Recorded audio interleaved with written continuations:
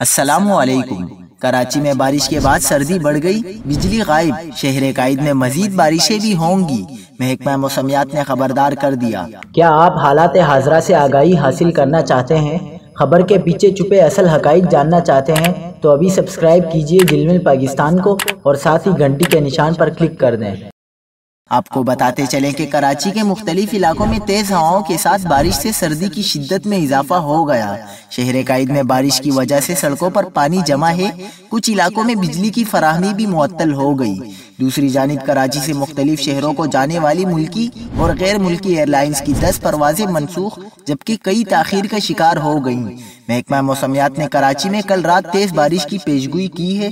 Chief meteorologist سردار سرفراز کا کہنا ہے کہ کراچی میں آج مطلع آبرآلود رہنے کا امکان ہے اور شہر میں کل شام تک وقفے سے بوندا باندی اور معتدل بارش ہو سکتی ہے۔ چیف میٹرولوجسٹ کے مطابق کراچی میں کل رات تیز بارش ہو سکتی ہے، جس کے بعد جمعے کی صبح مغربی ہواؤں کا سلسلہ سندھ سے نکل جانے کی توقع ہے۔